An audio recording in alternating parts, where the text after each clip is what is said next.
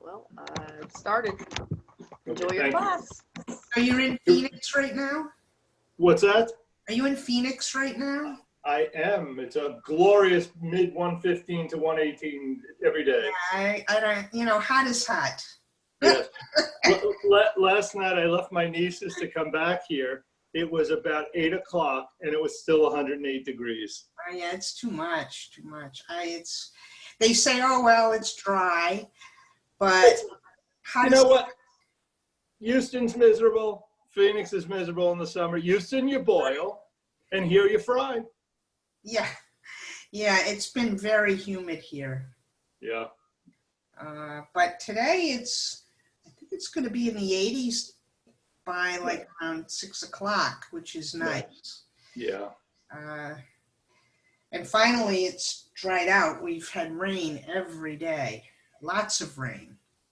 Yep. So do you do your own lawn, or do you? Well, I have sprinkler systems that I set up, but I turned them off, and you know, basically, and I knew it was supposed to rain a lot, and then when I get back, I'll get back. But meantime, I have somebody staying at the house with Buddy, and if it doesn't rain, he'll water my plants. Oh, good. Yeah. Yep. So we're good. We're good.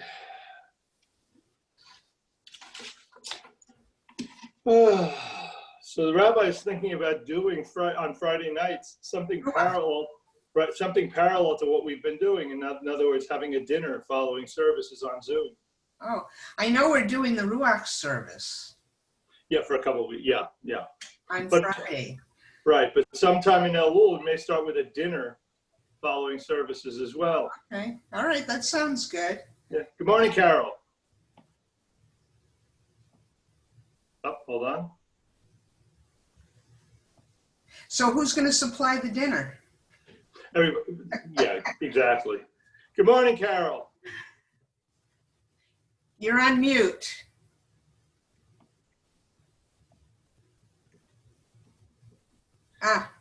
How is St. Louis?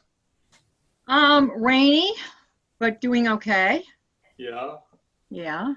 And what do you hear from your daughter, the doctor? My daughter, the doctor, is coming to St. Louis. Really? I didn't think she wanted to leave her house. Well, she's not. She wants to come to visit and help anchor once school starts and check on things. So she and 2 cats are coming to join us in mid-August. Yeah, maybe things will be better by then. I doubt it, but yeah, right. We always hope. Yeah, we can only pray. Yeah. So, you know, yesterday I was listening to somebody talk about this on CNN. They were saying, yeah, even if things get better, if you know, it's a matter of degree. It's like saying, you know, you've got a minefield and there's 800 bombs there, and tomorrow there's only 650. Please feel free to walk across. Right. Right. yeah. Well, I think it's okay. Would she drive straight through? Oh yeah, she has quarantined as tight as anyone can. I follow her on Facebook, and yeah, she's probably the strictest of anybody I know. Yeah.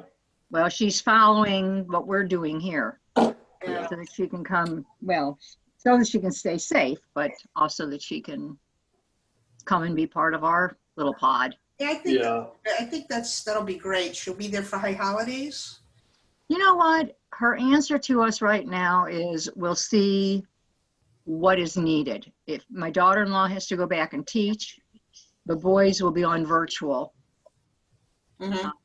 which is, we knew that from the get-go. There was no way they were going back. So we were trying to divide and conquer. So she's one of the conquerors. Well, good morning, everybody. Good morning. Good morning. I think I sent out all the materials early in the week, and so everybody should have them if you haven't already gotten them. So hopefully we can go through. I want to do 2 things today. Let me tell you the plan for the next 2 weeks. One is today we'll do a review of the overall structure of the service so that what we've done has context to it once again. We'll look at the Kedusha and maybe a little bit beyond. Next week, I'm going to skip to the Torah service because we only have one more week in this class, and then we start with the high holidays. So next week, I'm going to jump ahead to the Torah service because I think that has more relevance for most people. All right, and so from there, we'll go into the high holidays. So today, I want to begin with the structure we began with. Again, it looks something like this, and I send it to you. All right, send it to everybody. And that is to kind of look at the service in its big picture, structural, and say what's going on. So once again, we began with what we call the preliminary service, which in a sense is a warm-up. It's an opportunity to get oneself into a mindset for prayer. And there we go. Okay, I'm figuring this out as I go because I'm new here. All right, began with blessings, starting our day as a recognition of an appreciation for all the gifts that we start our day with, again, an appreciation, so that as you wake up in the morning, you start your day understanding that all the things that you have are a blessing. All right. There's text study, there's Kaddish in all its different forms that we've talked about. We praise God with a series of psalms aimed at saying, here's what God does in the world, here's our relationship with God, and we create that mindset again before engaging in prayer. We then get to the Baruch Hu, the call to worship, and officially prayer begins. The next section is the Shema. All right. Again, the Shema and the 3 paragraphs, essentially, they're all biblical readings, and essentially they are the only creed we have. Okay. It's a statement of God in relationship to man. We have this love relationship. We have ways in which we display our love for God, and that's through loving God, and then it's teaching our children, it's wearing tefillin, it's wearing talis, symbols of relationship, and that's what that's about.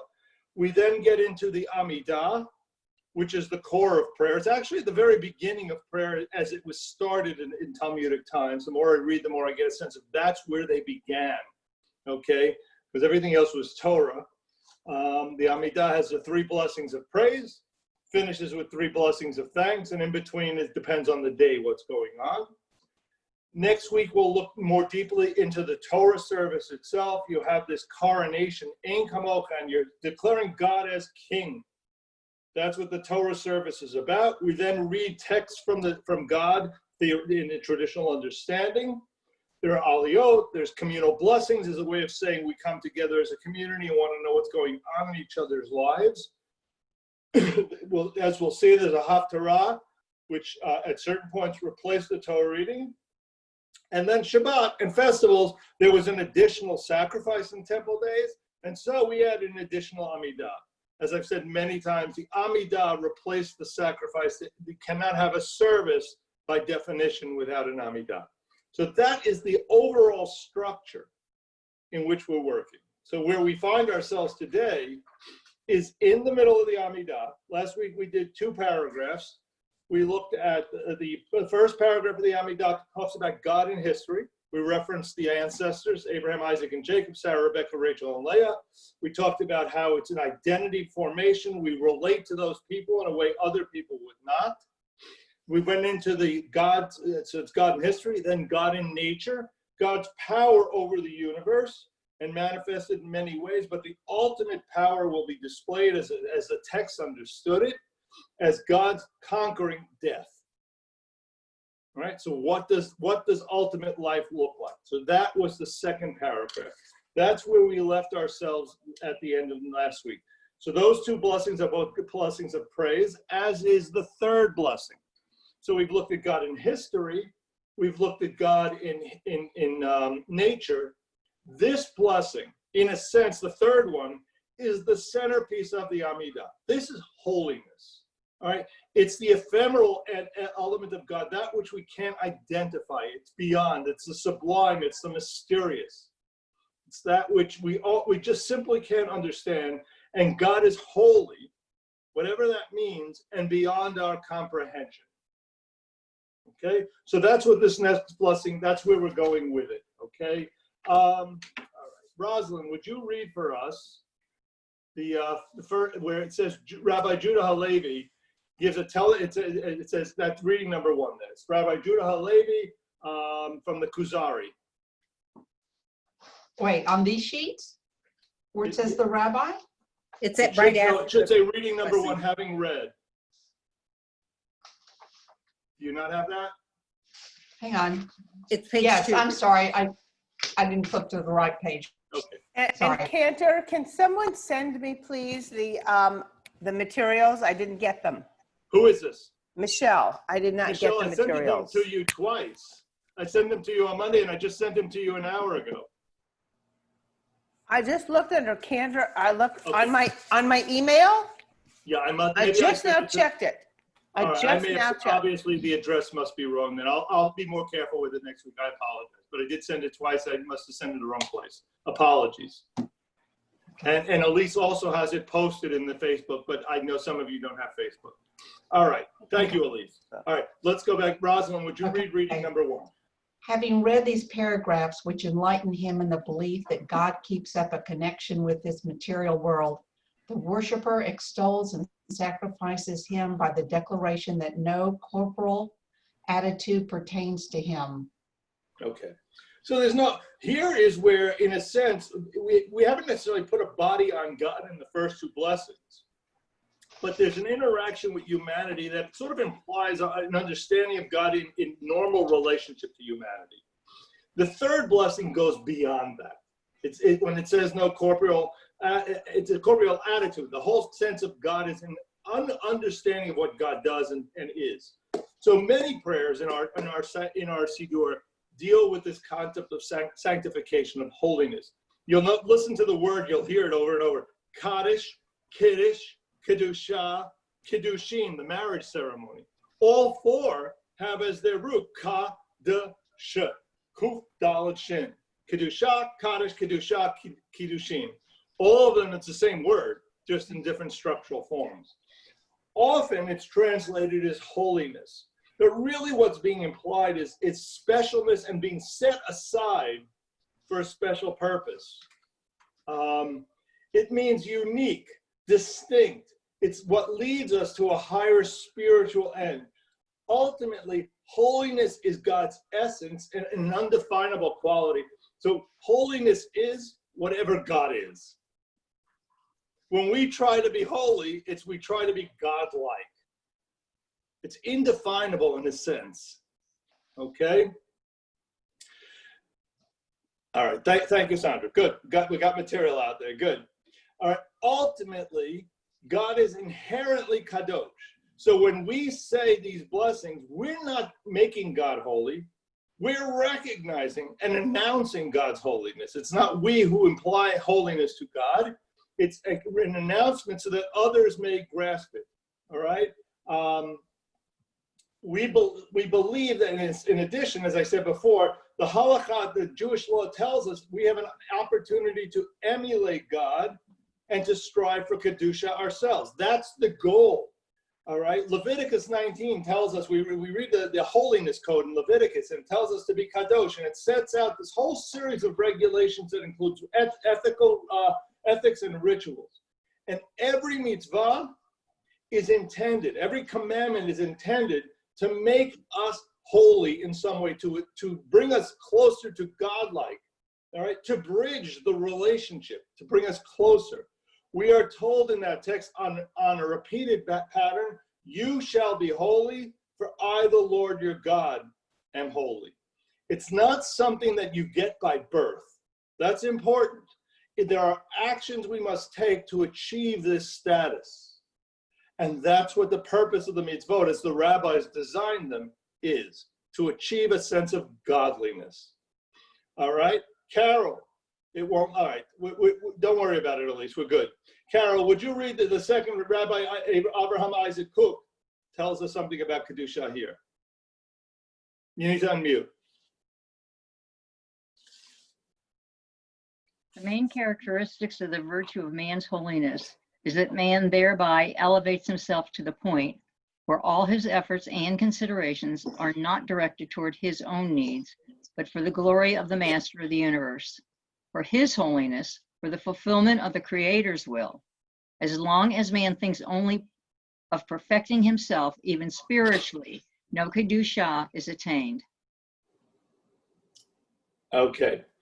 I All right. So again, I've spoken about this in terms of the purpose of prayer. It isn't self-fulfillment. If you're looking at prayer to be a self-fulfilling experience, according to Jewish tradition, you're missing the point. It's about recognizing God in the universe and our relationship with God. Okay? It's not about feeling more content personally. All right, please, I emphasize that.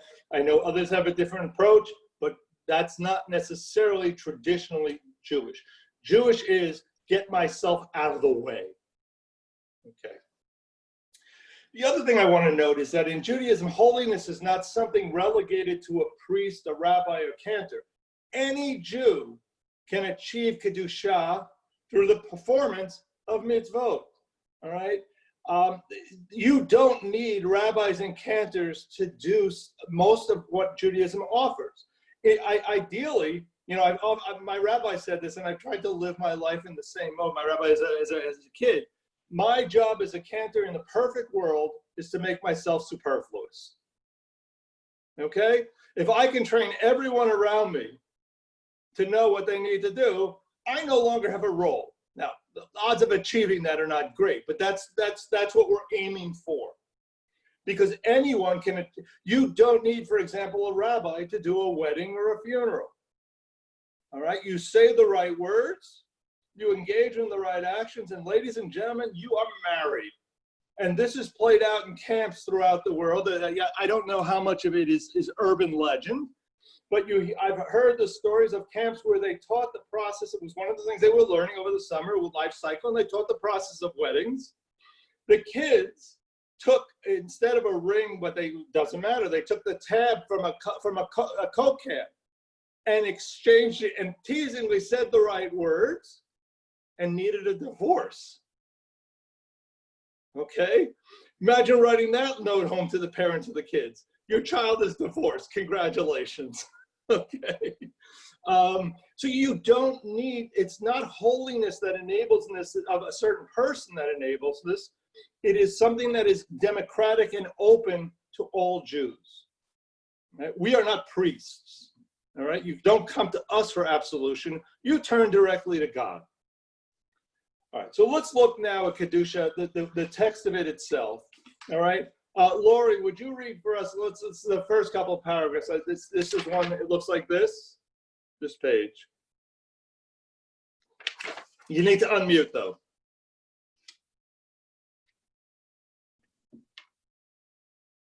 Just read the English. Yes, please. We proclaim your holiness on earth. That part.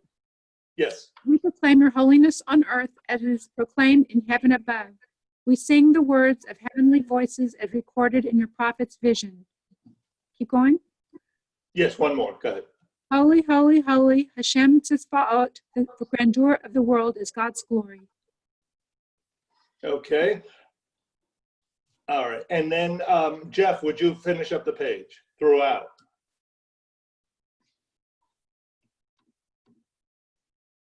You need to unmute, Jeff. We can't hear you.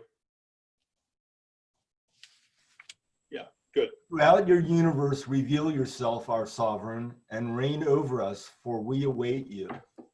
When will you reign in Zion? Let it be soon in our time and throughout all time. May your glory and holiness be apparent to all in Jerusalem, your city, from generation to generation eternally. May we see your sovereignty described in David's Psalms, which sing of your splendor. Hashem shall reign throughout all generations. Zion, your God, shall reign forever. Hallelujah. Okay, one more. We declare.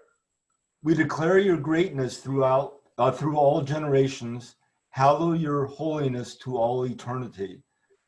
Your praise will never leave our lips, for you are God and sovereign, great and holy. Praised are you, Hashem, holy God. Okay. Is there any question that the core message here is one of holiness? All right, it's clear. All right. The other thing to note, I highlighted in yellow throughout. These are the prophetic verses throughout, and they are the core of this text. What's in yellow in the Hebrew, kadosh, kadosh, kadosh, holy, holy, holy. Baruch kivod Adonai mimkomo, praises God's glory interestingly translated throughout the universe, Mim Komo is from his place, okay? All right, and then the third one is Yimloch Adonai Le'olam, Hashem shall reign throughout all generations. Those are the lines we all sing as a congregation. Everything else is an introduction to that. Those are the highlights we're aiming for. So the cantor generally will sing the introductions, and then the congregation responds with the core essence of the message. Okay, that's what's going on.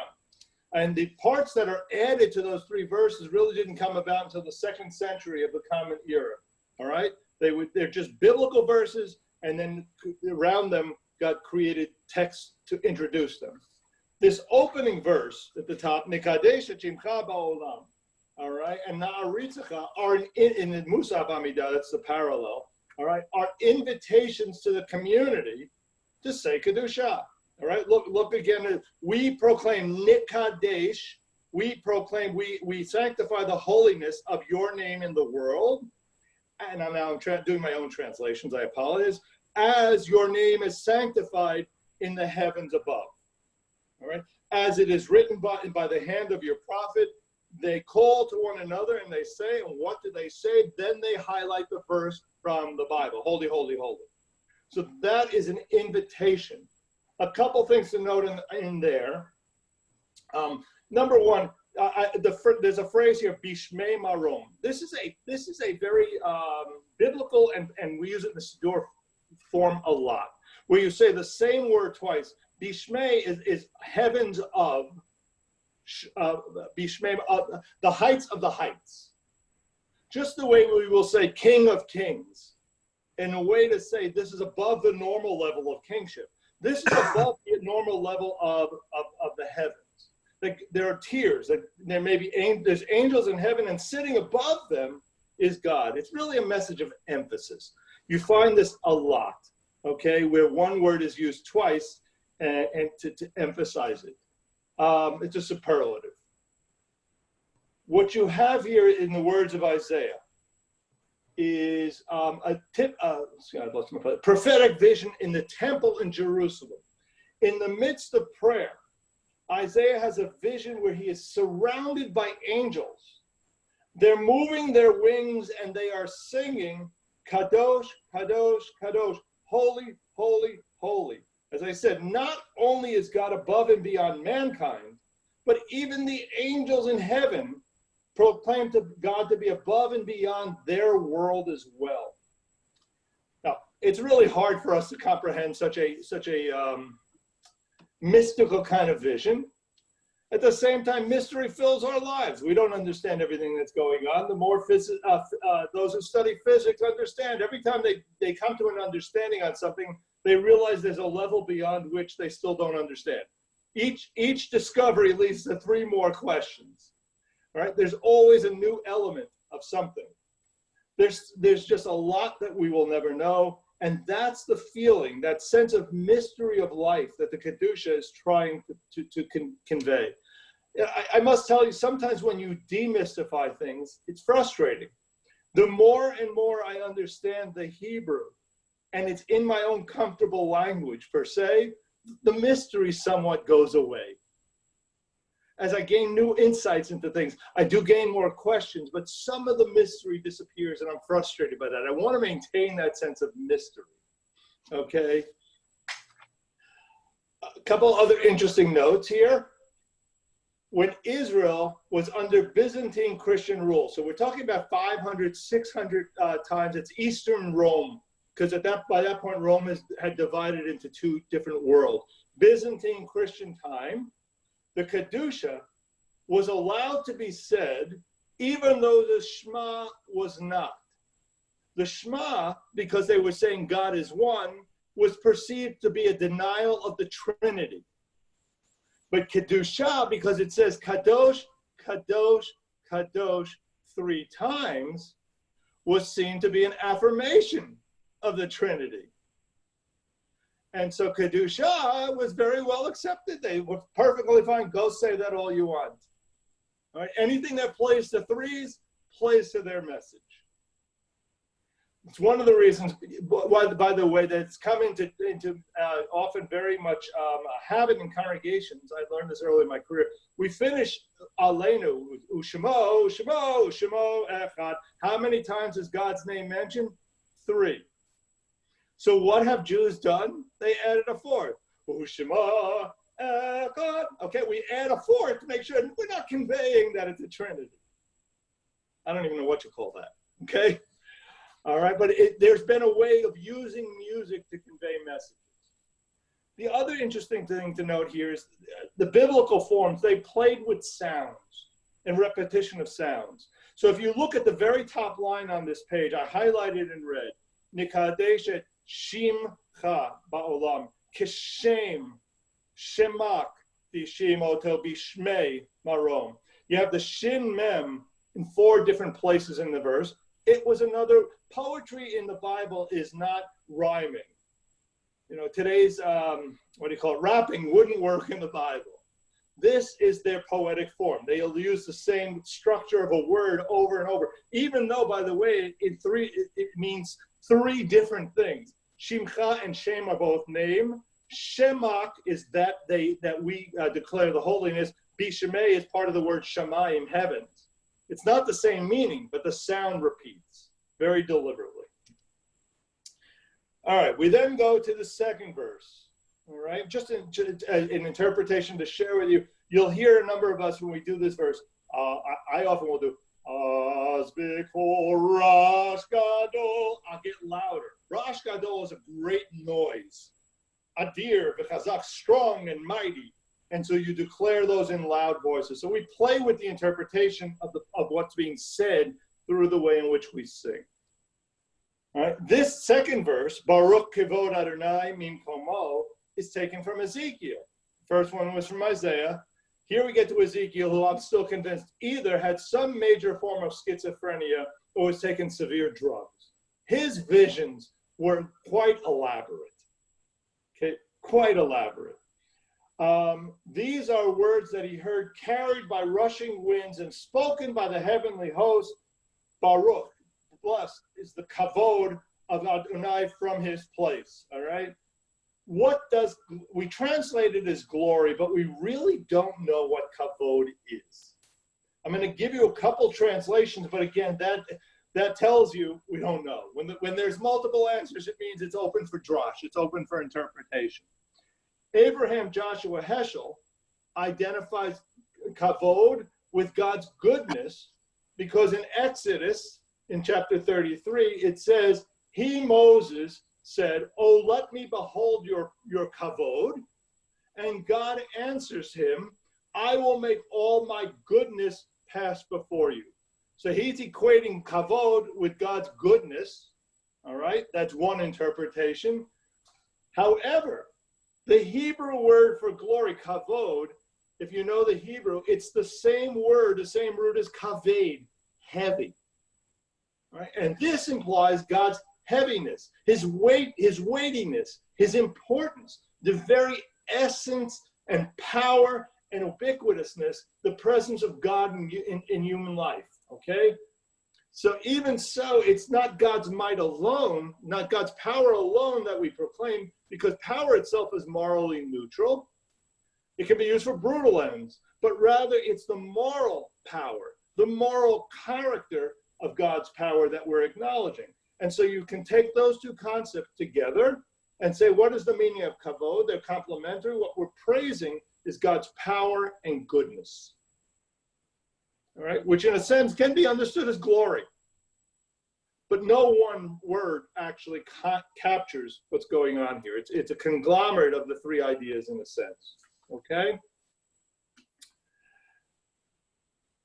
Now, Kedusha itself has undergone a number of alterations over the years. The most important addition that's happened, and I've talked about this before when we got to the Shema, is in the Musaf Kedusha, you have the same 3 verses. We get to the service after the Torah. You have Kadosh Kadosh, you have Baruch Kavod, you have Yimloch Adonai Le'olam. Okay, all 3 show up, but a 4th verse is added. That is Shema Yisrael. All right. This is added in the 6th century of the Common Era. And this, again, is during the Byzantine Empire, a time in which Jews were persecuted and were not permitted by the Byzantine Christians to say Shema in its place during its service. We didn't say the 3 paragraphs of Shema. And again, so what the rabbis did is they built the one line into different places in the service. We saw it in the preliminary, we saw it in the Torah service, and we see it in the Musaf Kedusha. They built it in there as a way of saying we should be saying this. And essentially what the Christian Byzantines, they would come in to make sure Shema wasn't being said during its appropriate time in the service and then left. So they built it in other places, okay? So that's why it shows up throughout the service. One can also say it's repeated because, you know, what the rabbis do. They suggest that it's repeated multiple times because of its importance. But pragmatically, it's there because it wasn't allowed to be said during the time it should be. I want to talk a little bit about the practices of Kedusha. Because again, if the Amidah is the core of prayer, Kedusha is the core of the Amidah. This is the highlight. This is the moment. If at any point in the service you don't leave or enter, it is Kedusha. Okay? It is said while standing with feet together. You're not moving. That's the process of the Amidah, but all the more so for Kedusha. Since we declare that we're announcing God's Kedusha, His holiness, as the angels do, we emulate the angels as described in Ezekiel, and their feet were straight together. So again, rabbis went looking for a reason to justify what they were doing. A second interpretation, as I said to you when I introduced the Amidah, was that we have no place to go. We stand with our feet together to convey the message.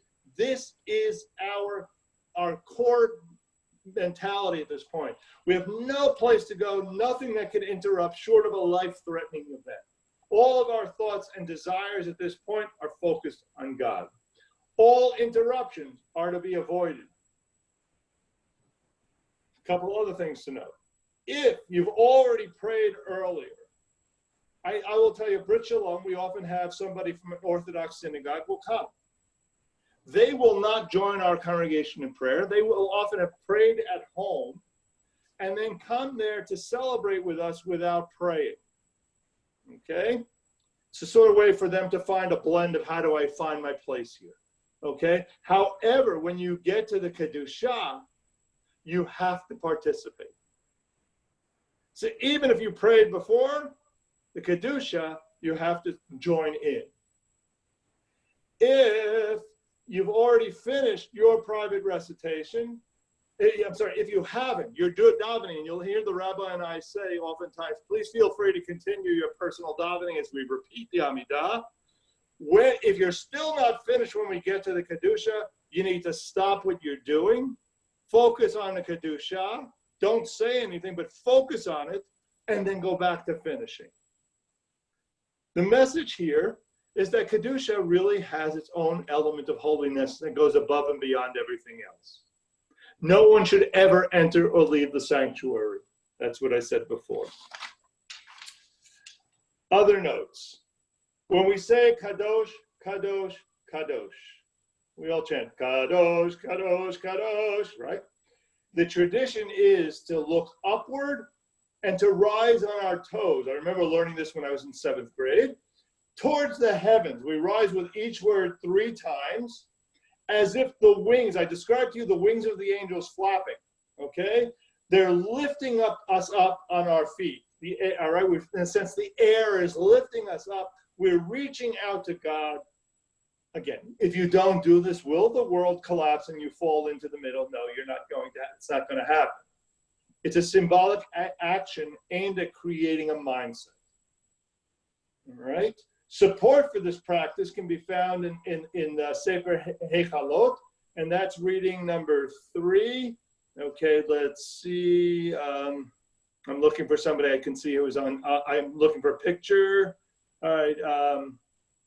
Joyce, would you read number 3? You have to unmute. Okay. You should tell my children what I do while they are sanctifying and saying Kadosh, Kadosh, and teach them that their eyes should be looking upwards to the heavens, to the house of prayer, and they should lift themselves upwards, as my greatest pleasure in the world is when they look up towards my eyes, and my eyes look toward theirs. Well, think about the following. You're a parent, you got a baby. Is there any better connection when the baby looks you straight in the eyes? Life is good. Okay? Life is good. That's the kind of emotion you're trying to create in this. It is symbolic. I get it. But remember that the whole purpose is to create a godlike moment, to enhance relationship. And so we engage in these behaviors which communicate that attempt. Do you have that moment every time you do this? Of course not. Can you feel it at certain moments? Yes. Heschel would say it's at those moments when you feel it that not only are you in the right place, but you catch God looking down at the right moment as well. And the connection is made. You know, again, a baby looks up doesn't mean you're looking his way. And so in that case, there's no connection. But when you both do it, boy, it's wonderful. All right, some people, I do this, also rise on their toes for the other two verses, for Baruch Shem and for Yimloch. Right? You're striving for more of that moment. That's all that means. Again, you don't do it, don't worry about it. You do it, it's an attempt to create a moment. Now, the Kedusha itself is only recited, it's not, you don't include it in your private prayers, okay?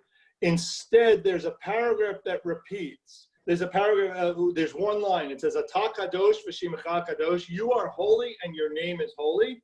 U'kadoshim b'chol yom yehallelu chasela. And every day we declare your holiness. And it finishes with the exact same blessing, ha'el hakadosh, that Kedusha finishes. The blessing at the end is identical, but you skip the main part of the Kedusha when you're doing it silently. It's only when you are together as a community that you say it in its full.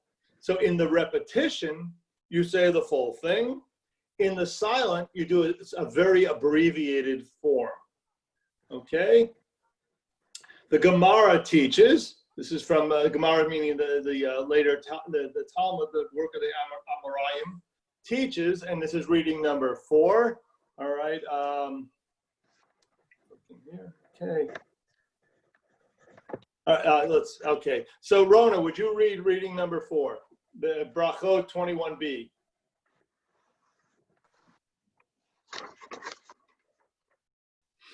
Guys, if you turn off your pictures, I don't know if you're really there, so I don't want to call on you. That's the issue.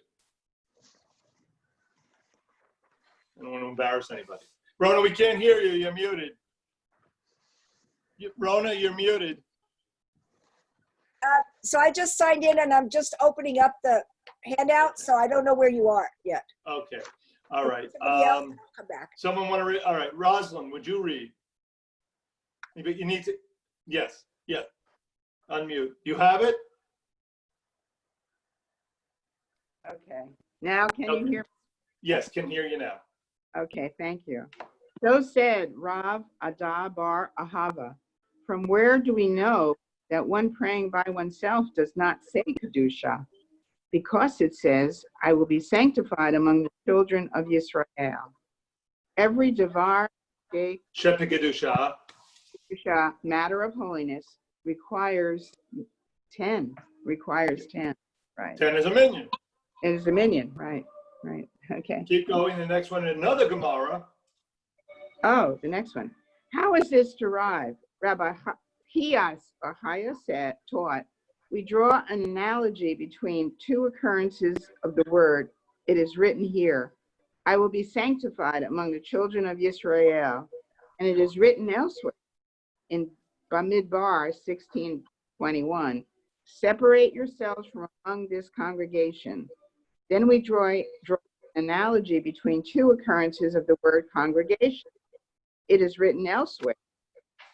How long must this congregation abide? Just as in that case, there were 10 scouts who slandered, and so too here we require 10 who Right. So what's going on here? This is, as I said to you before, we always start with the Bible. That's step one. And so when the rabbis went looking to create ways of Jewish living, they would turn to the Bible for a source verse. All right? They looked to the Bible, what should a minyan be? Well, they looked, what should a community be? And they looked to the Bible for numbers that would make sense. And so they found a number of places where the number 10 plays out as a minimum number. And that became the number for a minyan.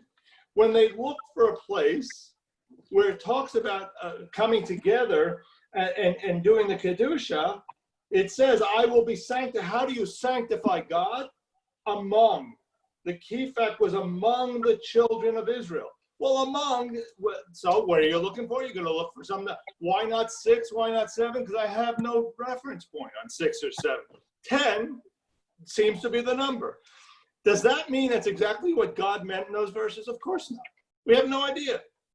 But they went looking for a source to define it. And so 10 became the minimum. Okay? It's using the Bible to make sense of our ongoing behaviors. Okay. That is Kedusha.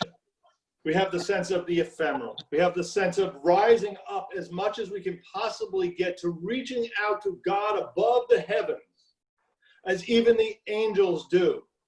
We have the sense that kavod, that we don't even know what it is. Whatever God is kadosh, and the kavod is goodness, and the kavod is power and morality and all those kinds of things. And we finish up by saying lador vador, from generation to generation. It's a constant. We declare God's essence, his holiness. And we finish this blessing with Ha'el HaKadosh, Ha'el being the Lord, the God of holiness. The God is holy. There is no question what this message of this third blessing is. So blessing one, with all three of the first three blessings are blessings of praise. God one is history, God in history. Blessing number two, God in nature. Number three, God as holy, ephemeral, that which we cannot fully understand. That's what's going on. Okay? All three are blessings of praise. Then it shifts. Okay? So on a weekday, what follows here is petition. There are 13 blessings of communal requests, starting with wisdom and going on for the opportunity to repent, for health, for peace, a whole series of communal. Notice again, it is not I need. There are places to insert those things, but basic prayer as a Jew is, what does our community need? What is in the best interest of a future of our community? All right? It's you, and it's all, by the way, it's all, even though it's a request, it's framed in the sense of praise. You give man wisdom, you give man discernment, you give man understanding. Baruch atah chonen hadat. You are the one who provides these things. But there's an implicit, by the way, we need these things. That's really what the rabbis meant. All right? So normally when we do the Amidah, I'll say this again, I said this earlier, we do it silently. We say all those things personally, and then we repeat it. During the repetition on a weekday, all right, you have what we call, I've used the term in front of the congregation. I've been sort of trying to get the congregation to know this term, chazarat hashatz. Chazarat means the repetition of, and shatz is an abbreviation for shliach tzibor, for the one who's leading in prayer. The repetition of the leader, essentially. Right? Gives people a chance to fulfill their obligation by saying amen. In many congregations, during this repetition, it's customary, during when we repeat it and we're asking God for things, it is customary to pass the tzedakah box. As we turn to God and say, by the way, we symbolically demonstrate our commitment to God by helping God's creations here on earth. We ask and we give all in one action. That's why it's going around. Now, I need to talk to you about this concept of asking and getting things, okay? In making requests of God, as many of us know in life, you have to realize at times you don't get a yes. You get a no. It's important to understand, how do you make sense of that? And I would say to you, this is how prayer differs from magic. Magic, by definition, must produce the result you want, or it's not magic. The magician can stand on the stage and do all sorts of things. If he doesn't get the result he wants, he is not getting another show. Okay, that's done. Prayer is not the magic, and we need to be careful with that. Otherwise, what you do is you turn God into a cosmic vending machine. All right? Put in a prayer, put in your coin, get your potato chips. All right? God is not a cosmic vending machine. It is not, if I say these words, I get a magical result. It's relationship. And in any relationship at times, for whatever reason, the answer is no. All right?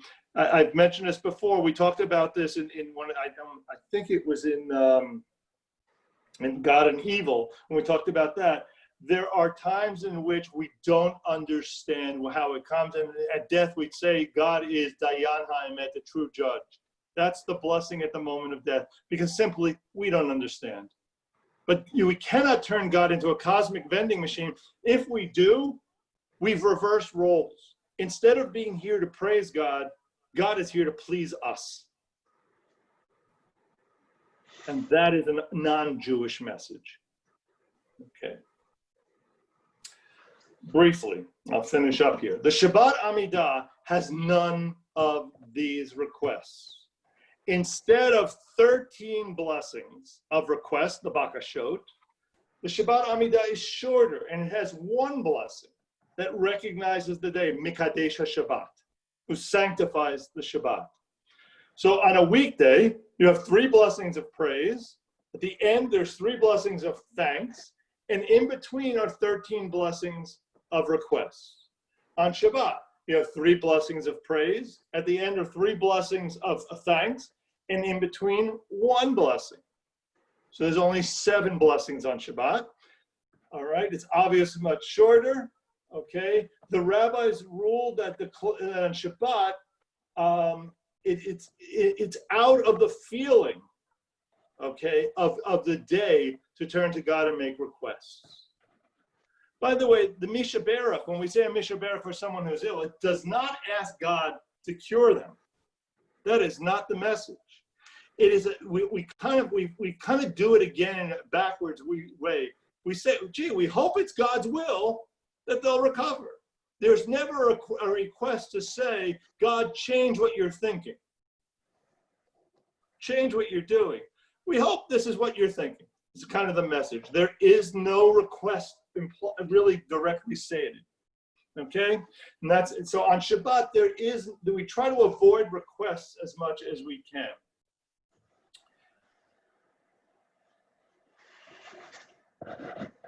So this 4th blessing has 4 paragraphs. Right? It's one right after L'Dor Vador. There's 4 paragraphs that can comprise the next blessing. Yismach Moshe, we sing Yismach Moshe, we sing it. Okay. It's first of all, the first thing you'll notice is what's the second word? Moshe. Moshe being Moses. It's unusual to find one of the Jewish heroes in our prayers. Here it's put, but again, Moses' role, even though he is called Lo Kam B'Yisrael Kamoshe Od Navi, no other prophet has ever arisen who had the ability to prophesy like Moses. Nonetheless, here where he is cited, it says Yismach Moshe b'matnat chalko. Moses is happy with his portion. Ki eved is a slave. Ki eved ne'eman karata lo. Slave or a servant, because he is referred to as a faithful servant or slave. Moses was happy with his role as a servant of God, nothing more. The rabbis are saying, we love Moses. Moses is great. He is not the equivalent of what Christians consider Jesus. He is not the Messiah. He certainly is not godlike. Okay? The rabbis go out of their way when they reference Moses to put him in his place at the same time. What a nice little servant boy you are. Okay? We then, and it finishes up, V'chein katuv b'toratecha. It talks about Shabbat, all right? Yismach Moshe b'matnachakol, ki even ne'eman karata lo.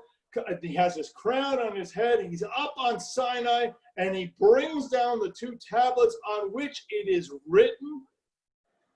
And there you would expect to find the 4th commandment, Zachor Yom HaShabbat. Remember the 10 commandments, remember the Shabbat. That's what you would expect to find here. He came down with the 2 tablets where it's written, and we don't. And instead we find Vishamru. All right? So what's going on here? The rabbis, again, they did this over and over in our prayer book.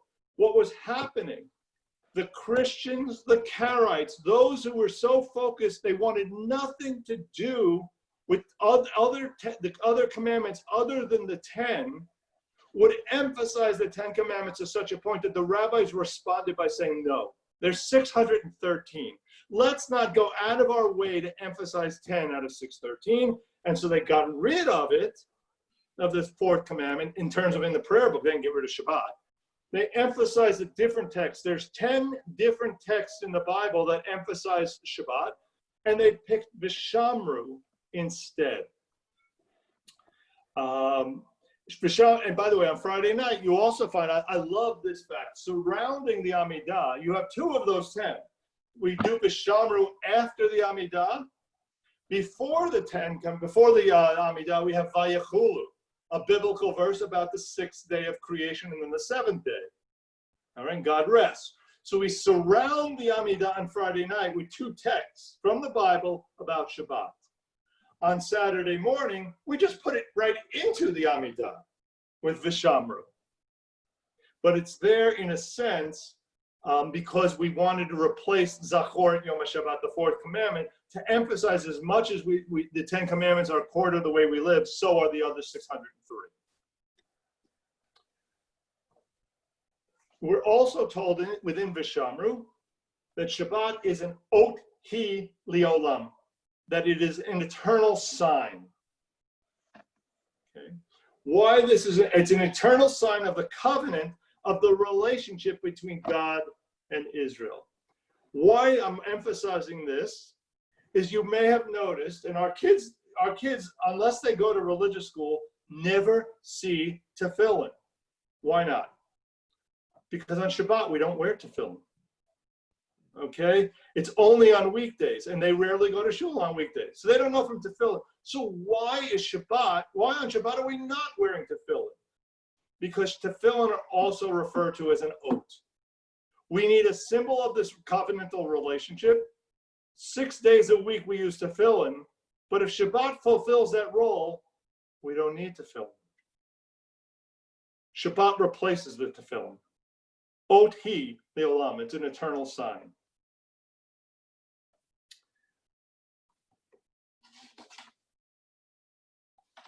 In the 10 commandments in Exodus, Shabbat observance is identified with imitating God. Okay, we rest because on the 7th day, God rested. We're imitating God's behavior as based on the Exodus version of the 10 commandments. Now, I'm going to tell you, and this is from a history lesson, there's a reason for this. The version of the 10 commandments does not cite creation at all. Instead, it links Shabbat to the Exodus from Egypt. Okay? Because by that point, the needs of the people, if you're a historian, by the time that text was written, the needs of the Jews was different. There was a greater need to focus on the relationship of God as a redeemer as opposed to God as a creator.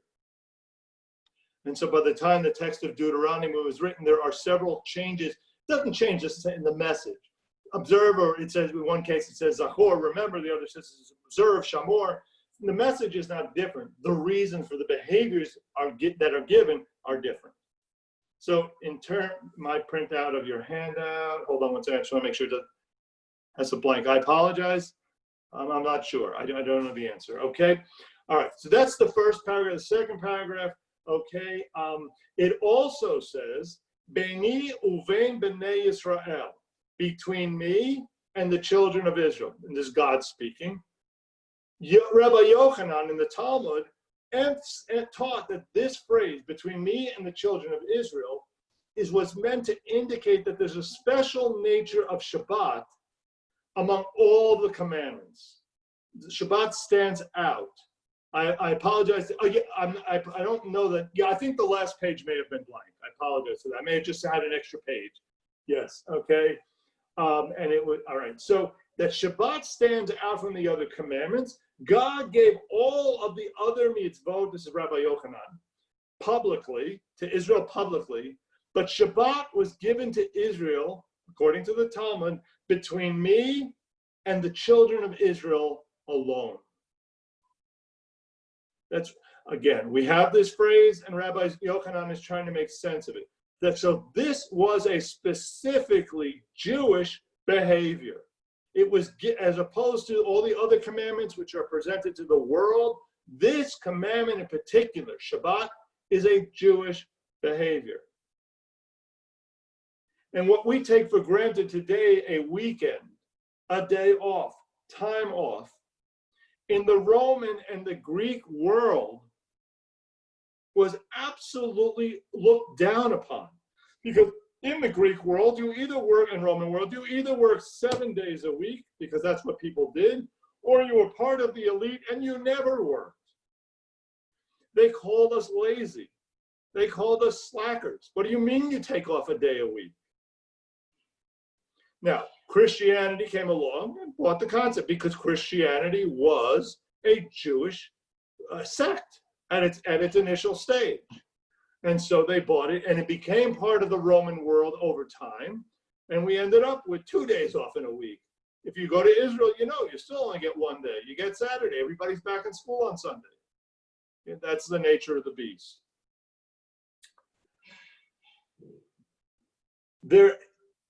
Let me talk about the importance of Shabbat. There is a tradition in the Hasidic world that if and when, how do you bring about the Messiah?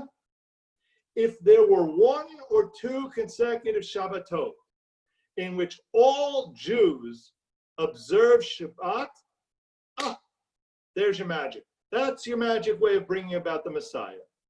Okay? But the underlying message is that there's a core of Shabbat to Jewish living.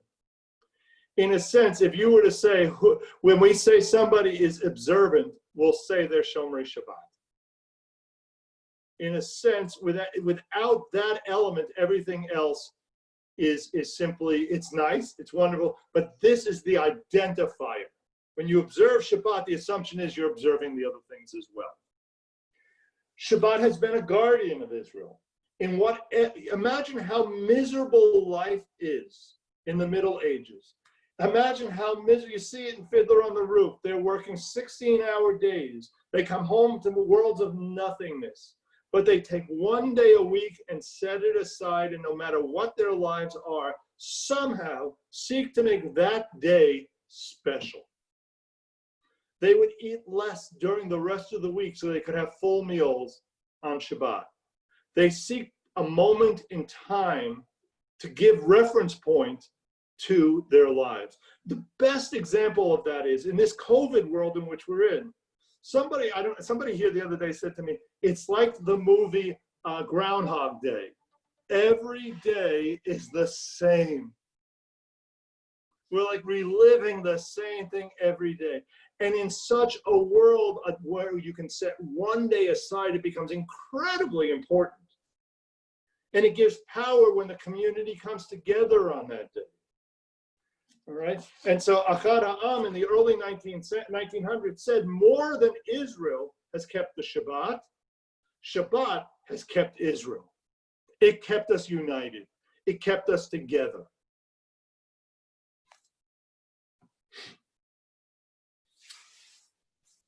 You get to the third paragraph. So we have the first paragraph, Moses is happy with his role. He comes down with the 10 commandments. Then we have a paragraph that references the laws on Shabbat. And then we get to the third paragraph. And the third paragraph celebrates what I just said. The fact that Shabbat was given only to the Israelites, not to the idolaters or wicked. As a matter of fact, in the paragraph, I'm drawing a blank here, but it uses the word, it wasn't given to, in our prayer book, in our current prayer book, and in traditional, it says, Arelim, to the uncircumcised. I hate that. Okay? And so, if you go back, the conservative movement at one point, if you look at the old Siddur, I'm trying to find the black Siddur, I can't think of the name, Silverman. The Silverman Siddur, they had replaced the word Arelim, this is what I grew up with the word Rishaim, that it wasn't given to the wicked.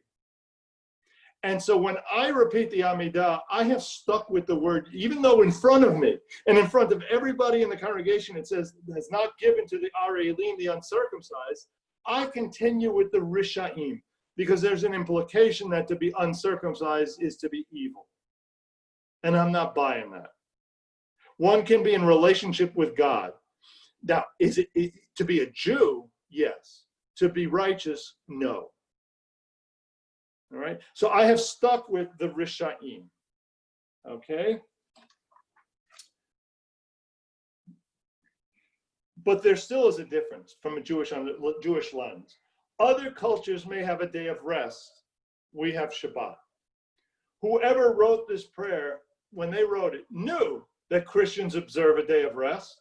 And depending on the date of authorship, they probably knew that Muslims had a day of rest. They have a Friday that they use. So they weren't aware, they were probably aware of that when they were writing the fact that they didn't get the Shabbat. So they were saying something other, they were referring to Shabbat as more than a day of rest in some way. Those days of rest don't undermine the Jewish claim of uniqueness, however, for they celebrate different things. For Christians, Sunday is the Lord's day. It recognizes the day that Jesus was resurrected. And that's why Sunday is holy. Okay, certainly Jews are not going to buy that. For Muslims, Friday is Jumu'ah, the day of gathering, because for them, they're recognizing that mankind was created on which day of the creation? 6. You go back into the first chapter of Genesis. Day 6 is when mankind is created. For them, that's the day of rest. So for us, even though we're all celebrating a day of rest, it derives from different meanings. For us, it's an emulation of God. It's an attempt to be God-like. God rests, we rest. And then the fourth paragraph, and with this I'll stop, okay? Accept our rest. We ask God that so that we shall increase our moral strength and deepen our concentration to pursue the most noble of purposes. All week long we are in search. We try to conquer the world. We try to conquer the people around us. We try to conquer ourselves in a sense. On this day, we put all the conquering aside and try to live at peace with the business world, with our neighbors, with ourselves, with everything that exists. We put that away and we try to create a different feeling, but it's not simply a day of rest, because the idea of sleeping from 5 o'clock on Friday night to 6 o'clock on Saturday evening is not Shabbat. Okay, that is not menucha. You'd be very well rested, but that's not the point of menucha. All right, rather we set aside a day to, in a sense, connect with God. There's an obedience to the commandments, because the commandments are an opportunity to connect in thanksgiving for the sense of creation and in recognition that God owns everything. We ultimately control nothing. our plans, everything we plan is, we hope we're increasing our odds. But at the end of the day, we don't know. We all know child rearing is, let's play our odds the best we can. Okay? But it's not a guarantee. We play our odds. And then we have the words, Kadshenu b'mitzvotecha. Kadshenu b'mitzvotecha. Sanctify us, make us holy, b'mitzvot echa. Through your mitzvot, through your commandments. Through obedience to the commandments, we become holy. That's our way of imitating God. It's our way of taking that which is common and normal and ordinary and elevating it to a different level. By saying a bracha, we take the action that every a mammal, every being does. Every being eats. We take time to delay that satisfaction by recognizing God's role in the food that we're eating. We elevate eating from an animalistic behavior to one of human sanctification through blessing. All right, I see there are a couple comments. So let me just see if I missed any. Okay. Chose Sunday in order to make a distinction between the, So yes, the comment is to make a distinction. The answer is yes, they certainly chose to distinguish themselves from Jews because they were forming a new religion, and so yes, they did. But in so doing, they did exactly what the rabbis did. They went back to their text and looked for a source. And in so doing, chose it because it said in creating in creating this day of rest, we'll find a source within the New Testament, and that's the seventh day. That's the day of Jesus' resurrection. They were using the same process and continue to do. You know, the Pope can't get away with an absolute rejection of something in the New Testament. People will go crazy. All right, they're still reliant on it. All right. Any questions? Let me unmute everybody here or give you the chance. Well, Cantor, I know that for the immigrants, particularly the ones that were in the South who had businesses, maybe not the first generation immigrants, but the people in the South, and it was really a difficult thing because they had to close on Sunday because of the blue laws. And so they were like, many of them opened on Saturday and stopped practicing Shabbat the way they wanted to because they just couldn't. That was when people came to market. Look, you're 100% correct. By the way, I grew up in New Jersey, and in New Jersey until my 20s, they had blue laws. Yeah, a lot of Texas did for sure. Past that, you couldn't sell. When you went to the store, they blocked off areas of things that they couldn't sell. Liquor. Sunday. Right, there's still issues with liquor in many states on Sundays, okay? So yeah, that is the case. Look, when people, I can tell you, my great-grandfather, when he came to America, who was very observant, he worked on Shabbat for a different reason. He spent 10 years working so he could pay for his family to get out of Russia. Yeah. And basically he was saying, for the sake of life, I'm doing this. Right, yeah. Any other comments or questions? There's some kind of noise. Michelle? There's a buzz. I don't know what that buzz is, but whoever it is, can we turn it off? It's not mine. Okay, go ahead. My question about Kedusha, since I am praying the Amida by myself. Right. I wanted you to clarify, please, the line that you only say when you're by yourself. Right. If you'll look at the very bottom of the second paragraph, Mechaye HaMeitim. Okay. Right after that, there should be a line that says Ata Kadosh Shimcha Kadosh. Can you do it in English? It'll be faster for me. You are holy. I don't have the text. I don't have it in front of me, so I'm translating myself. You are holy. Ata Kadosh Shimcha Kadosh, and your name is holy. Should say something to that effect. Right before Nikadesh. Oh, it's not on here. It should be. Okay. Maybe it's at the end of Kedusha. Maybe they look at Lador Vador in the Kedusha and they put it there instead. Is that possible? Yes. Yes, it's after the door of a door. I've got my prayer book out, Yeah. Okay. and it says Atah Kadosh. The silent recitation of the Amidah continues here. Yeah, right. All right. So that whether or not they put it before or after, it's the replacement for Kedusha. Okay, so the only words, so just to clarify, the only words that you say in the Kedusha when you're praying privately, your Amida, are just praised are you Adonai, Holy Sovereign. Right, and then you say Baruch Atah. You pray, blessed are you, Ha'el HaKadosh, which is those are the exact words the Kedusha ends with. So it's just a short. The blessing is what's key, and what introduces it is in privately. It's just a talk. You are holy. And when we do it out loud, the whole page. Yeah, it's right before the Kedusha.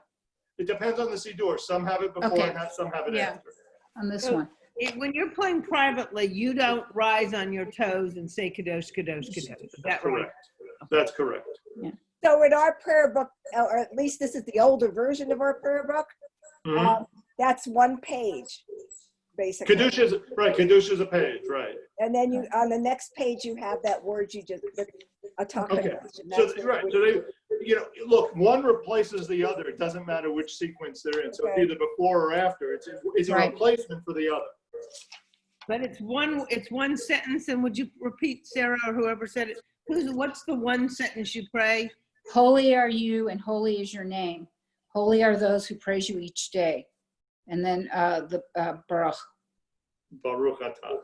Yeah, Baruch Atah. Do you see it, Michelle? Is it on the handout?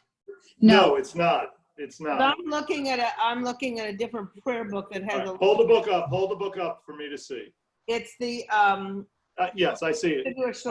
It's the weekday one. Hold it up I need to look at the page though to see. I need to see. In the Hebrew, make sure I can't see the Hebrew. Oh. All right, now show me the bottom of the page. The bottom says, No, okay. Between Rosh Hashanah and Yom Kippur, Yeah, okay. praised are you Adonai, Holy Sovereign. No, We were yes, above that, right. Now turn to the page before and let me look at that. Well, the one that says flip a page. Flip a page. the flip a page is already the Amida, so that's not going to work. Right, now hold up the bottom of it for me.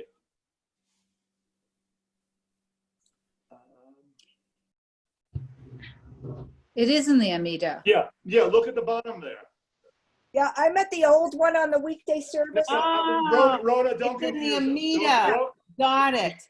It got is it, okay. in the Amida. Holy are you and holy is your name. Holy are you who praise each day. Blessed are you, Adonai, holy God. That's the part you say by yourself. Right. Then you skip the whole next page when you're by yourself. Yes. Okay, Rona, you see that? You may have it. I do. I went back to the daily one that she's got because I have an older. Right, you have the old Sim Shalom. Right, the old Sim Shalom, right. Yeah. All right, anybody else? Thank you, Cyril. It's a good clarification to know, though. Question. Okay, anybody else? Yeah. Were you talking about the part that's Modim and Naftullah? I didn't get up to that. That's the end of after this. I was talking about Mikadesh Shabbat. After that is the avoda. There's a section that has to deal with God in the sacrificial system. Then there's Modim Anachnu Lach, which is direct thank you, and then there's Sim Shalom, which is the prayer asking for peace. Okay, so we're not there yet. No, as a matter of fact, I only have 1 week left, and so I'm going to skip that because 2 weeks from now we begin the high holidays. I'm going to skip that and go to the Torah service because I think that has greater relevance for everybody. Okay, I'm always confused on the choreography that goes with these pieces. Okay, I can take a second. So the choreography is in the first blessing, at the beginning of the blessing and the end, the Baruch Atah, you bow. The other place in the Amidah where you bow is Modim Anachnu Lach, and the blessing that follows it. Modim starts the blessing, and the blessing that follows it, all right? That's one long blessing. So you bow on Modim, and you bow and bend your knee on Baruch Atah that follows it. Okay. Thank you. And there's some clarification on bowing when you bend your knees and bowing from the waist. Right. Because there's a distinction. On the one, like, if you're confused about Modim, bowing, right. Modim, you're just bowing from the waist because there's no Baruch Atah. right. Right? All the others have a Baruch Atah with them. Modim, you just bow from the waist. Oh, okay.